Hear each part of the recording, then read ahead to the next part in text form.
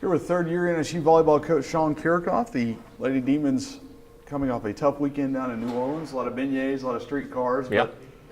But I know you traded those for some wins, but as always, some very good individual performances you can take out of that. Courtney Seaton, and again, the continued strong play of freshman Hannah Brister. And I know that had to be even more important for her being close to home this weekend.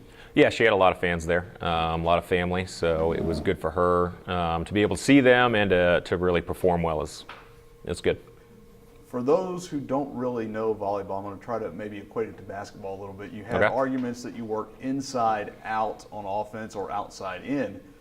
Is there a volleyball equivalent to that where you have someone like a Brister or a Reagan Rogers on the outside and then a Courtney Seaton on the middle? Is there an outside to middle or middle to outside? Yeah, absolutely. You definitely, when you want to go in and establish your offense in the middle, to pull the block in, and then you start setting it to the outside. It gives them better looks. It gives them split in the block, or they have line to be able to swing, or you can do the complete opposite. You start running to the pins more so, which gets those middles running out there to close there and stop them, and then you bring it back in the middle for us to be able to score. So definitely an inside-out game. Right. 19 sets, I believe, in the past 4 matches. Something like that. It's been a lot. Just missing one 5-setter by one. Yeah. What has that done, or what have you seen from this team in terms of resolve through those? Because those are very taxing physically and mentally. And then you had a situation Friday and Saturday where you played Friday night at 7 in a 5-set match that took long one. 2 hours. And then you turned around and played at 10 a.m. Saturday morning. What did that do for this team mentally?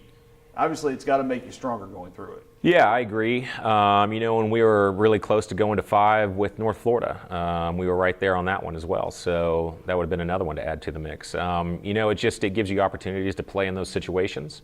So hopefully there's a comfort level when you get into those in conference and then the tournament, to where we've been here before, and you just kind of keep grinding out those points, and they're going to pay off in the end for us.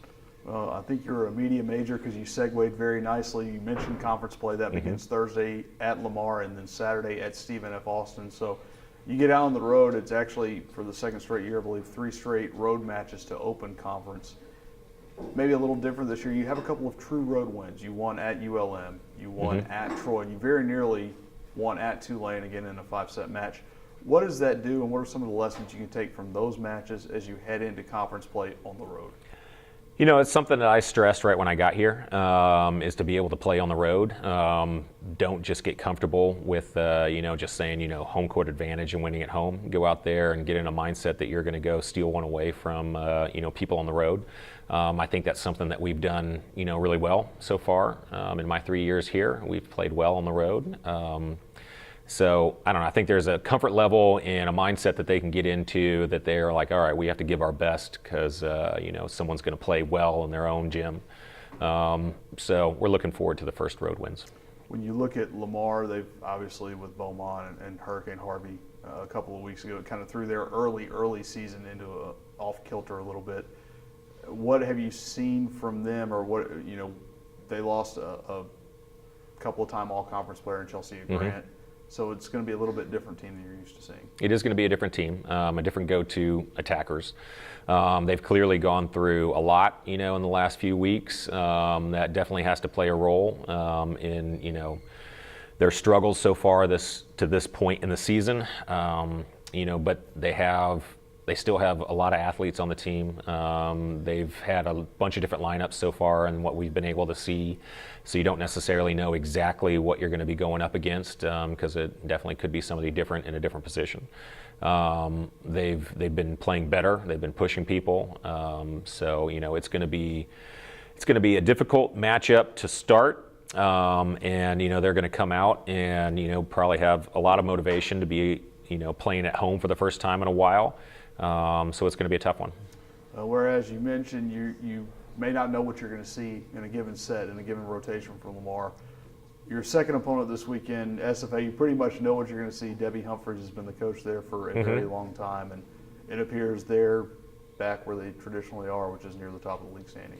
Yeah, they're having a great preseason. To your point, no, we're not going to see the same thing. They're running a 6-2 this year. They've moved some people around position-wise. It's going to be a unique look this year. It'll be interesting to find out why they made those changes. Is it because they were lacking some areas, or is it because they're just that much better? But they've been getting wins. So we're going to watch them on film, see if we can pick up some tendencies, because it is going to be a little bit different than last year, and put in a good scout and go out there and fight just because it's SFA and it's going to be a great environment in their gym. And our kids always step up for that. And it seems like, again, going back to the couple of the road wins, I think you mentioned Troy was a good environment. Mm-hmm. So you've seen a place like that, and again, what you do in the preseason or pre-conference, non-conference, whatever you want to call it, certainly a chance to lead in and hopefully deliver some success now that Southland plays here. Yeah, the Troy match, I mean, that was a great college athletic atmosphere. It was fantastic, and it was fun to play in. Tulane, same thing. And, and our team has stepped up in those moments. So I don't think that there's going to be a situation to where we can walk into somebody else's gym in conference play and be overtaken by the moment. So, I mean, they've really responded in those those tough situations. So, happy to see that, and we're looking forward to seeing those in conference play. All right, thanks, Coach. Thank you.